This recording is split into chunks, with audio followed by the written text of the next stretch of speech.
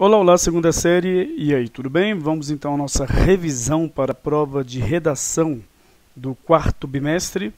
Vamos lá, nós estudamos fatores de textualidade neste bimestre, certo?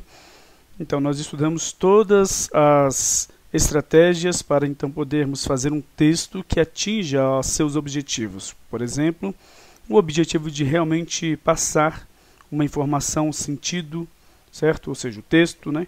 Este texto podendo ser ou falado ou escrito, certo? Ou mesmo outras situações em que os textos são apresentados por meio de imagens. Então, quais são, na verdade, os fatores de textualidade que vai fazer com que aquela sua produção realmente seja considerada um texto? São, por exemplo, a intencionalidade, a aceitabilidade, a situacionalidade. Então, temos aqui a intencionalidade. Todo texto deve ter um objetivo, uma intenção. Aceitabilidade. O seu texto não deve ser produzido pensando-se, por exemplo, naquilo que você acha que seja informação relevante. E sim, se a pessoa que vai receber o texto vai realmente se interessar por tal informação. Situacionalidade. Logicamente que vai depender de toda a situação do texto, né, do contexto em si, ou seja, da situação ou contexto sociocomunicativo. Se, por exemplo, a situação não é levada em conta, então o texto não vai atingir aos objetivos, né, propostos. Ou seja, a pessoa que vai ler o texto, o interlocutor, ele simplesmente não vai nem sequer olhar para a sua mensagem, porque não vai importar a ele, não é?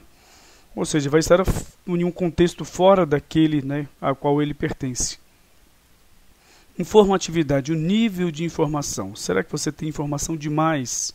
A pessoa se perde na leitura e não entende qual é o objetivo do texto, para que serve? Ou informação de menos, sendo então previsível demais, né? Então, tudo isso deve ser levado em conta. O contexto. O contexto, logicamente, está ligado à situação, mas em si ele também trabalha a questão da cultura da pessoa, né? Ou seja, e o local onde ele está inserido. Assim, a pessoa, se observar que aquele texto, aquele assunto, sequer se refere à cultura dela, logicamente que ela não vai se interessar, né, pela, então, mensagem. Interatividade. Quando você percebe que o texto, né, ao ser enviado a alguém, você tem de levar em conta que, então, aquela pessoa tem, no caso, de responder às suas indagações. Como assim? Ou seja, vai ser interatividade. Não vai ser somente uma comunicação, né, de um assunto, e sim levar em conta qual seria a resposta da pessoa e já produzir informações, argumentos, levando em conta qual seria a resposta de uma certa pessoa, de uma certa faixa etária, de uma certa cidade, certo? E assim por diante. Então isso é interatividade, você pensar na resposta do seu leitor. E aí nós vimos os fatores de intertextualidade, como por exemplo a paródia. Nós estudamos também e vimos os tipos de paródia que existem, né? Paródia verbal, a paródia formal, certo? E nós vimos também a paródia temática. Bom, além disso que nós estudamos a paráfrase, todas, né, no caso, informações importantíssimas para a produção de textos, principalmente a paráfrase aqui, né? Nós vimos os tipos de paráfrase que existem, a paráfrase reprodutiva, a paráfrase criativa, né? Tivemos exemplos de paráfrases. Vamos estar aqui. E, por fim, nós vimos a epígrafe, né, e a alusão. Bom, gente, olha só. Vamos, então, a algumas questões que nós vamos resolver que vão, em si, prepará-los para essa prova. Temos aqui, então, exercícios sobre fatores de intertextualidade. Nós já resolvemos alguns. Foi um exercício que eu enviei a vocês. Não deu tempo de corrigir todos, mas vamos dar continuidade aqui. Por exemplo, nós temos aqui na 4. Temos aqui, então, uma figura, né? Tropa de elite 2, o inimigo agora é outro. E aí temos aqui uma outra, no caso imagem, né? a maior paródia brasileira de filmes nacionais já feito no Brasil? Aí temos então Copa de Elite. Beleza, então temos aqui o contexto, né? Certo, então temos aqui a Copa de Elite é uma paródia de Tropa de Elite, mas brinca com filmes brasileiros, como Bruna Surfistinha, Nosso Lar, Minha Mãe é uma Peça e Se Eu Fosse Você. A estreia é em 17 de abril. No cartaz, o longa é definido como a maior paródia brasileira de filmes nacionais já feita no Brasil. Copa de Elite integra o gênero que nos Estados Unidos se chama de spoof movie, do qual fazem parte o Top Gun, Todo Mundo em Pânico, e Aperta os Cintos, O Piloto Sumiu. Copa de Elite é uma paródia de filmes brasileiros contemporâneos. Que aspectos das linguagens verbal e não verbal do texto 5 estabelecem uma paródia remetendo ao filme Tropa de Elite? No caso, este texto aqui. Tá? Bom, o que ele então remete ao texto Tropa de Elite? Aí nós temos então aqui as alternativas. Lemos o comando, né, como sempre. Então vamos às alternativas. Então temos aí a transposição da simbologia que evoca a temática do filme para o domínio lúdico. E aí, lúdico, o que significa? Um domínio, né, para, no caso, crianças, ou que não seja para crianças, mas que tenha, por exemplo, humor, né? Que seja algo que não seja apresentado de forma, vamos dizer assim, prescritiva, né? Usando as formalidades, certo? Bom, achamos essa daqui, né? Por quê? Logicamente que evoca a temática e por um domínio, né, ligado então ao humor, né? Ou seja, você tem um filme aqui, que é o filme original, o filme que trata de temas sérios, né, do povo brasileiro, da sociedade brasileira, e você tem aqui também, né, uma ressignificação, ou seja, é uma transposição da simbologia que evoca a temática assim, do filme, né, e levando a um domínio lúdico. Certinho. Temos aqui na B a marcação explícita dos nomes de atores brasileiros de renome e a relação direta com filmes de humor como Top Gun. Não, isso aqui não tem nada a ver com, no caso, a paródia, né, com essa, então, essas informações de um texto para com outro, recuperadas, né? Ou seja, tem nada a ver o fato de se mencionar atores brasileiros, o nome deles e assim por diante, tá? A definição do filme como um longa-metragem do gênero spoof movie também não tem nada a ver, né? Está falando sobre uma nova forma, então, de produzir paródias, certo? Mas isso no âmbito cinematográfico. Só que realmente aqui o que importa entre um texto e outro não é o fato dele ter essas características, né, de filmes americanos, e sim o fato de evocar a temática e, logicamente, levando a um domínio lúdico. Mesmo que no caso, esse gênero tenha essas informações, tenha essas características, tá? Mas você tem de analisar um texto para com o outro, e não para com algum tipo de produção americana em si. A comparação aqui é entre os dois, tá? Que é uma paródia, então, né? Que você faz uso de um texto base e produz um texto com a intenção de fazer uma crítica, ou então de mesmo levar humor, né, àquela temática, ressignificando-a. A reconfiguração dos traços identitários visível na composição das personagens femininas que interagem com o protagonista. Olha, não, também não é essa a situação, porque você tem de observar o que está, no caso aqui, sendo requerido pelo comando da questão, certo? Ou seja, é essa então relação entre os dois textos. Beleza, questão 5. Temos o texto, será que é necessária a leitura? Vamos ler o comando e depois nós vamos responder, né, a questão. Com base no texto acima, julgue os itens de 1 a 8. Na verdade, julguem o item, tá?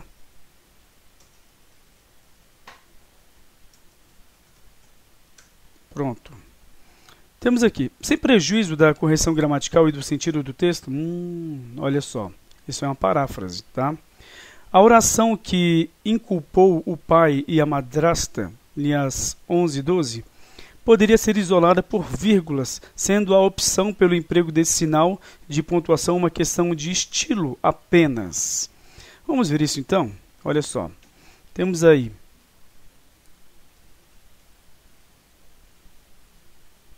linhas, 11 e 12. Está aqui. Torceram também para que a versão que inculpou o pai e a madrasta fosse verdadeira. Tá? Então, o que temos? Olha só. Sem prejuízo da correção gramatical e do sentido do texto, a oração que inculpou o pai e a madrasta. Está aqui. Que inculpou o pai e a madrasta. Até aqui. Então, torceram também para que a versão fosse verdadeira. Que versão? Aquela que inculpou o pai e a madrasta. Será que essas vírgulas, aliás, desculpem, será que a inserção de vírgulas poderia ocorrer porque trata-se somente de estilo? Eu quero colocar a vírgula porque fica melhor ou não? Será? Então, é uma paráfrase, uma reescritura daquilo que, então, é tido como uma base, né? Que é, então, o texto nessa forma aqui. Se eu inserir as vírgulas aqui, eu vou mudar a natureza sintática da oração. Essa oração está falando sobre um tipo específico de versão, ou seja, está diferenciando, tá? Essa versão aqui. Se eu inserir a vírgula, você vai estar falando sobre uma versão específica. E não é essa a intenção aqui, então, do texto. Então, se eu inserir essas vírgulas, elas vão estar aqui mudando a natureza sintática da oração, que é uma oração subordinada adjetiva restritiva, e irei passá-la para uma oração subordinada adjetiva explicativa, mudando então a semântica da palavra versão, que tem de ser uma versão conhecida. Só que, observem, há várias versões, e então esta específica foi diferenciada de outras. Então, errado. Temos aqui o erro.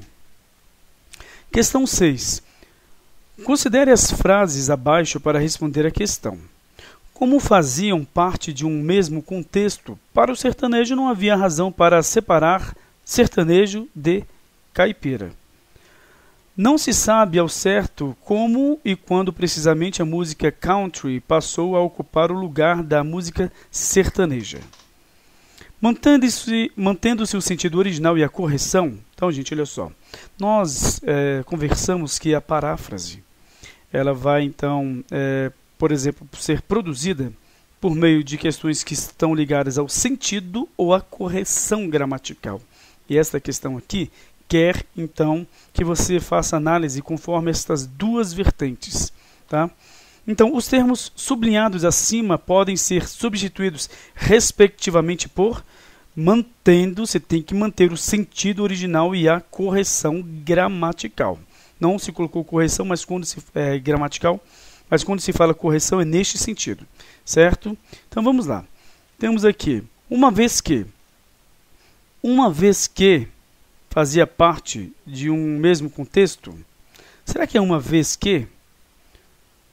Não se sabe ao certo de que modo e quando precisavam a música country. E aí? Bom, ou será que é com quanto que, com tanto que e conforme? Então, nós temos aí, mantendo-se, olha só, o sentido original e a correção. Os termos sublinhados acima podem ser substituídos respectivamente por... Então, vamos lá, olha só. Como? Nós temos que observar qual é a natureza sintática dele, né? E, logicamente, semântica. E o como aqui também, né? Então, vamos lá, olha só. Como faziam parte de um mesmo contexto, para o sertanejo não fazia, no caso, não havia, aliás, razão para separar o termo, né? Sertanejo de caipira. Então, conforme, né? Ou seja, há uma conformidade aí, ou então o quê? Uma expressão em que vai demonstrar, na verdade, uma ideia de que há, por exemplo, aqui nesta A, né, nesse como, né, uma conformidade de uma oração para com a outra, certo? Porque uma vez que fazia parte de um mesmo contexto, né, como fazia, né? Conforme fazia parte de um mesmo contexto, para o sertanejo não havia razão para separar sertanejo de caipira. Então, nós temos aqui uma vez que. Está correto. Pronto, achamos a questão que queríamos. Por que não tem outra uma vez que aqui? Certo? Ou seja, na verdade, não há uma outra oração com sentido de conformidade. Certo? Este contanto que demonstra, então, uma condição. Contanto que você faça isso, eu irei obedecer. Certo? Então, não entra aqui neste caso. Visto que, aí também não entra, não é?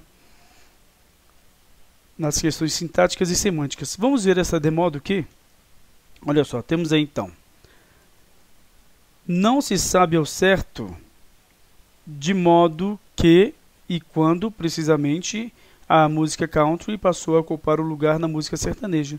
Então, este de modo que, qual foi o modo em que isso aconteceu? Né? Ou seja,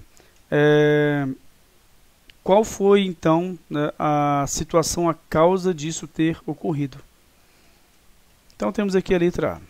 Agora, vamos para a 7, na verdade. Temos aqui a 6 que eu deixei, não é? Mas é 7. 5 aqui. Está incorreta essa numeração. 7. Beleza? Então vamos lá. Temos um texto. E temos aqui. Considere o enunciado abaixo e as 3 propostas para completá-lo. Então, a questão, logicamente, está relacionada ao texto, né? Sem prejuízo da correção gramatical e do sentido contextual, é possível substituir. Vamos lá. Temos aí, transitem em julgado, linhas 7 e 8, por sejam esquecidas. Tá? Beleza. Não sujeição por não obediência. E eventual redução por ocasional diminuição. Olha, gente, nós temos aqui a correta somente 2. Vamos analisar aqui. Transitem em julgado, sejam esquecidas.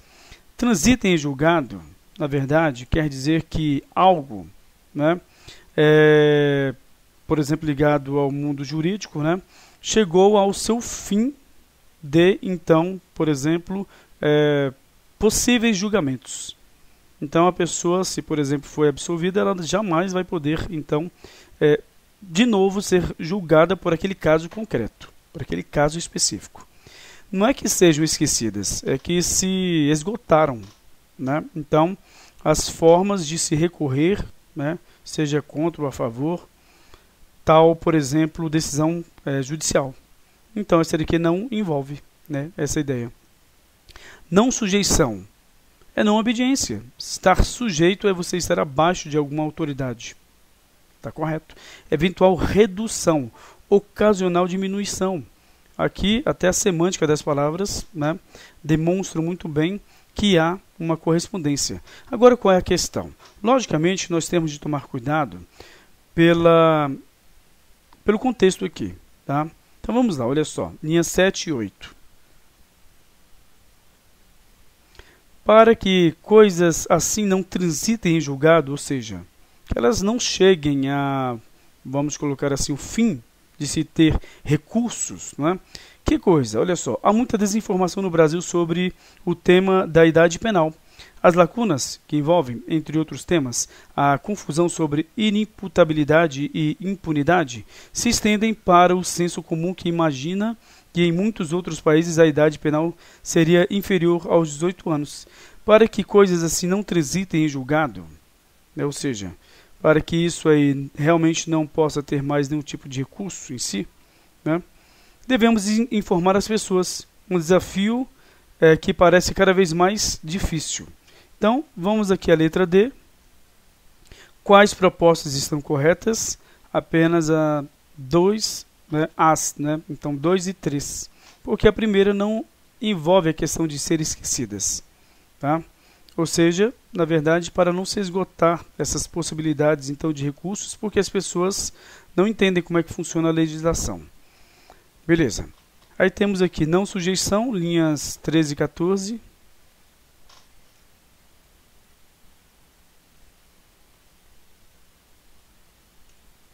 inimputabilidade penal significa a não sujeição ao Código Penal. Como, por exemplo, os índios não estão, aqueles que estão realmente separados da convivência, né, em si, vamos colocar, do homem branco, né? Beleza. Então, estes são inimputáveis. Você não pode ir a, por exemplo, tribo deles, né, o local onde eles moram, e achar que agora você tem a proteção da lei. Não tem, tá? Então, são inimputáveis. Ou seja, significa não sujeição, sim, ao Código Penal, exatamente. E aqui, por último, nós temos, então, eventual redução, ocasional diminuição. Então, vamos lá para a linha 40. No caso brasileiro, eventual redução da idade penal ou diminuição, tá certo? Beleza? Vamos fazer aqui a 8, então. Trabalhe no que você gosta e seja mais feliz e bem-sucedido. Mas saiba que você pode ganhar menos dependendo da sua escolha. E aí, viva bem com isso, né? A questão é não criar padrões para a sua vida. Beleza, temos aqui então. Comparando a citação da psicóloga Rosângela Cassiano com a afirmação de Mark Albion, é correto afirmar que são, aí nós temos então, surreais, objetivas, divergentes, excludentes, complementares. Opa, então nós temos de ler, né? Vamos lá, temos aqui então. O fato é que esse conceito de trabalhar fazendo o que gosta é relativamente novo. Até meados da década de 80, o trabalho era visto como uma forma de ganhar dinheiro, e só. As pessoas escolhiam que carreira seguir pensando nas possibilidades de ganhar mais, sem saber que na verdade o dinheiro é só uma consequência de um trabalho bem feito, principalmente com o defeito com prazer. Analisa a psicóloga Rosângela Cassiano.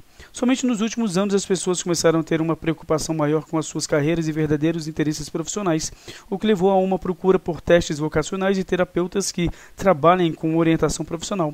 Hoje já existe uma infinidade de serviços para orientar os recém-formados e quem quiser informações sobre carreiras e profissões. São sites de universidades, pesquisas e estudos, terapeutas. Você tem menos chances de errar e fazer aquilo que não gosta, diz Rosângela. Tá? Então, o que ela está dizendo? Ela está dizendo o seguinte aqui, ó.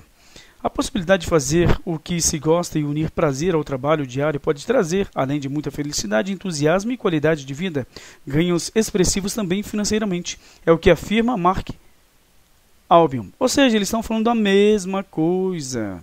Então, são surreais. Não é que fogem à realidade em si. Objetivas, questões ligadas somente a definições, vamos dizer, formais, não. Divergentes, aí mesmo não, né? Excludentes, de forma alguma. Complementares, sim. Então está correto, né? Está aqui. Beleza? Tá, agora nós temos a questão 9, né? Temos aqui então o texto e temos no caso, comando da questão. Assinale a alternativa que trata da temática do texto. Opa, temática do texto, então você tem que saber sobre o que o texto está falando. Temos o tema, né? Unesco, mundo precisará mudar consumo para garantir abastecimento de água. Será que a gente tem como fazer somente pelo tema? Vamos lá.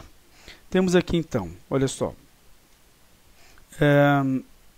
Cantareira, uma preocupação mundial, apesar de os níveis da água terem aumentado nos últimos meses.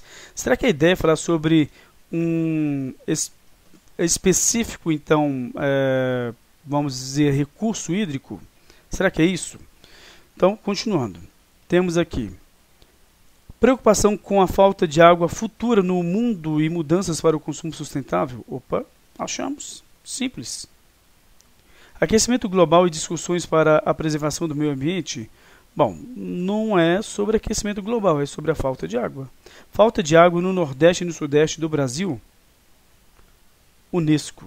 A Unesco, ela trata de questões ligadas então ao mundo inteiro, né? E tem aqui a palavra mundo, não é algo específico, de um local específico. Educação como chave para um mundo melhor.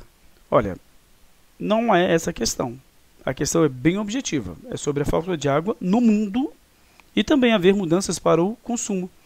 Só pelo tema vocês têm como, então, resolver essa questão.